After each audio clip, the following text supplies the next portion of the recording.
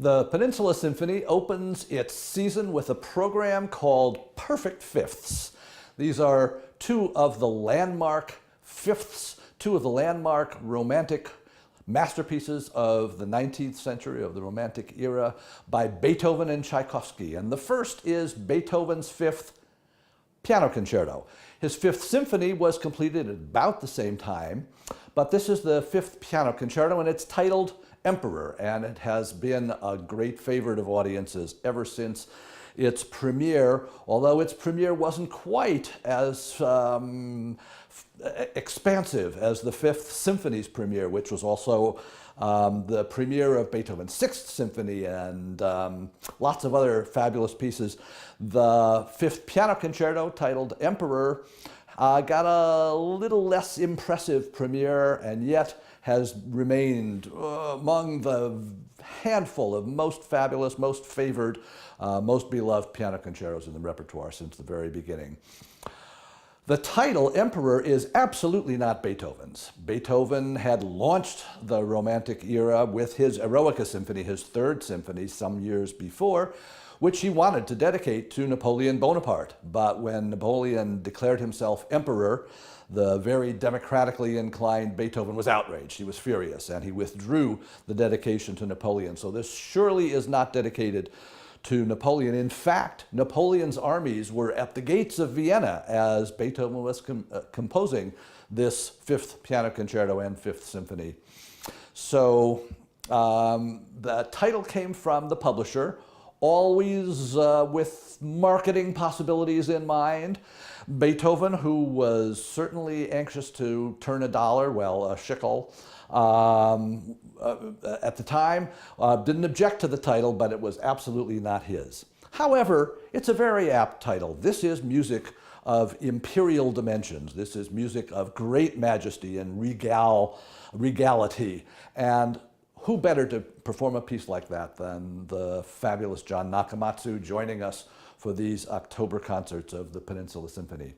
And at the very beginning, Beethoven starts off with an impressive E major chord, major chord with the orchestra, and then the piano absolutely takes over and presides with a kind of improvisational thing that lasts a while. The orchestra interrupts with one more chord, piano takes over again, happens a third time, and then finally the piano allows the orchestra to state the first themes of the piece. Here's the opening. Orchestra chord, piano interrupts, takes over the stage in the most imperial manner. And then orchestra decides, well, maybe we can have a part here, and has this chord. Immediately the piano takes over once again. Up until this time, these cadenza-like passages were always improvised by the piano soloist. Here's the third iteration. Piano takes over yet again, presiding over all the forces. But Beethoven didn't allow his solo pianist, which in this case was Carl Czerny in the first real debut performance. He wrote out every cadenza in minute detail. He was a person who wanted total control over his music. Finally, the orchestra is allowed to state the first themes. And this is the music that underpins the rest of the first movement of Beethoven's Emperor Concerto.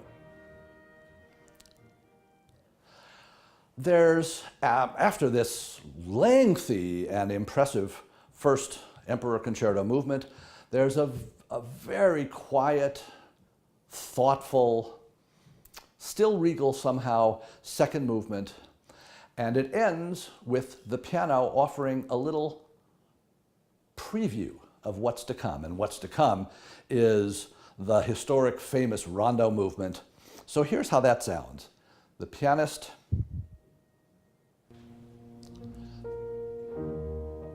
just outlines the chords that are going to form a melody that is the basis of the Rondo movement, ending the Emperor Concerto.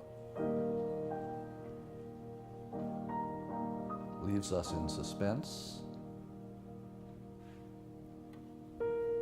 And launches into the third movement. Once again, the Rondo movement, as titanic as it is presided over by the piano.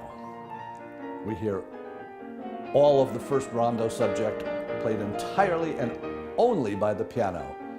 Finally, the orchestra comes in and takes over.